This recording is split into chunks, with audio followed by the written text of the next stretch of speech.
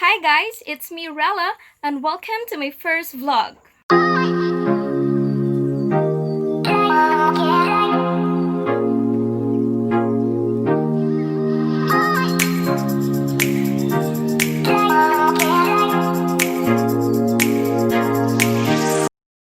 So today, we will be going to talk about literature before the emergence of Philippine literature in English. So, without further ado, let's get started. But first, we have to know what is the meaning of literature.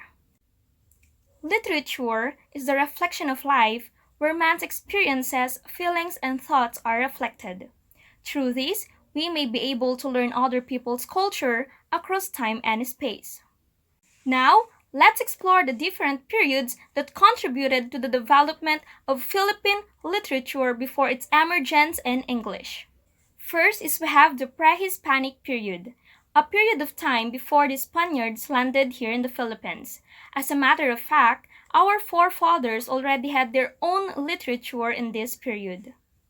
Also in this period, our ancestors already had their own alphabet which was similar to the Malayo-Polynesian alphabet. In their efforts to define the world, to express their feelings, beliefs, and judgments, our ancestors made up interesting narratives. Unfortunately, whatever records our ancestors left were either burned by the Spanish friars in the belief that they were works of evil, or they were written on materials that easily perish like bark of trees, dried leaves, and bamboo cylinders which could not have remained undestroyed.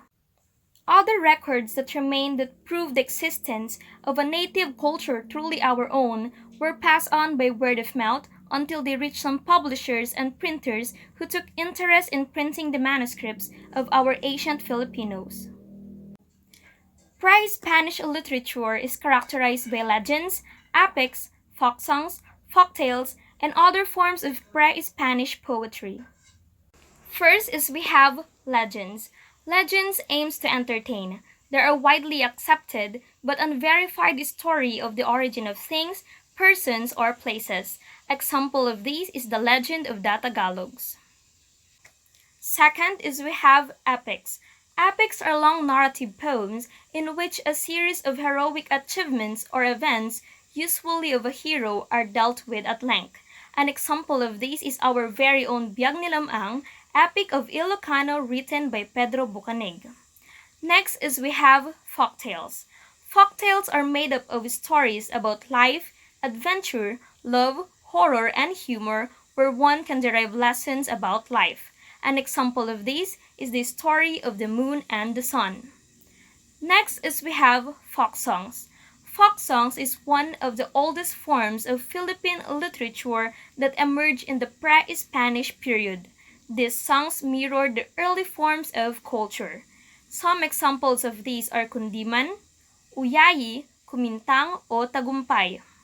We also have the other forms of pre-Spanish poetry, such as epigrams, riddles, chants, proverbs, and sayings. Next up is we have Spanish period, but before that, let me take a break first. Let me freshen up.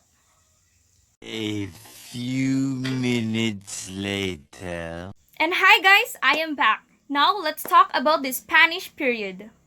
For the historical background, Spanish colonized Philippines for 333 years, and in that span of time, there were many changes in the lives of the Filipinos. Some of these changes were Filipinos embraced the Catholic religion and were also being baptized. Houses became made of stones and bricks. So how did the Spanish influence Philippine literature? First, Spanish language became the literary language in this time. Second, European languages and traditions were brought here. Third, ancient literature was collected and translated to Tagalog. And fourth, grammar books were printed in Filipino. And now, I am going to present to you the first books during the Spanish period. First is we have the Doctrina Christiana, written by Fray Juan de Plasencia in 1593.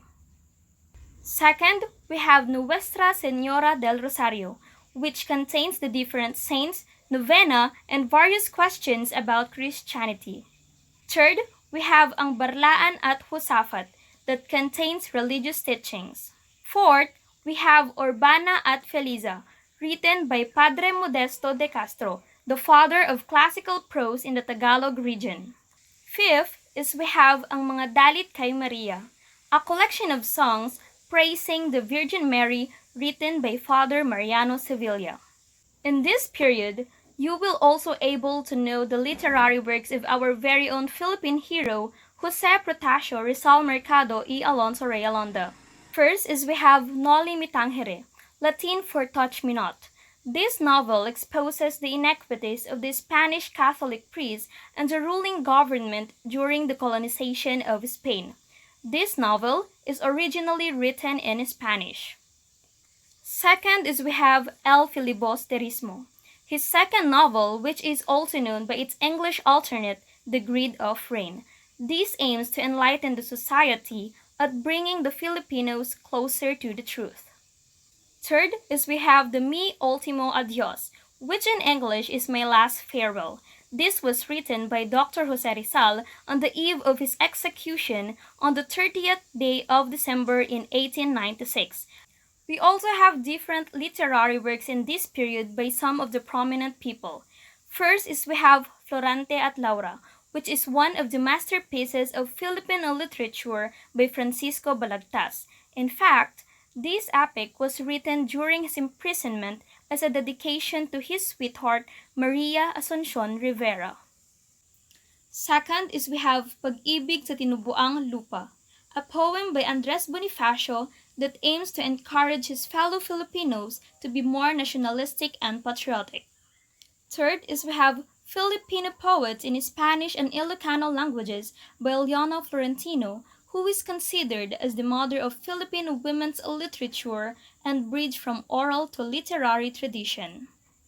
Also, in this period, folk songs became widespread in the Philippines, which shows the Filipinos' innate appreciation for love and beauty. An example of these are Leron Leron Sinta, Pamulinawin, and Dandansoy. We also have different recreational plays during this period. First, Tibag, which means to excavate. Second, we have Lagaylay. Third is we have the Cenaculo, which is a dramatic performance to commemorate the passion and death of Jesus Christ. Fourth, we have Panunuluyan. Fifth is we have Salubong. We also have Carillo or shadow play. We also have Sarsuela, which is considered as the father of the drama. Next is we have Sainet and Moro Moro. We also have more recreational plays during this period. Karagatan, a poetic vehicle of a socio-religious nature celebrated during the death of a person. Duplo, which replaced the Karagatan. We also have the Balagtasan. Another one is the Dungao, a chant in free verse by a bereaved person. Another one is Awit, which refers to chanting. Example of this is the Florante at Laura. And last is we have the Corrido, such as Ibong Adarna. And that's the end of our vlog now. I hope you learned something. See you again on my next video. Bye!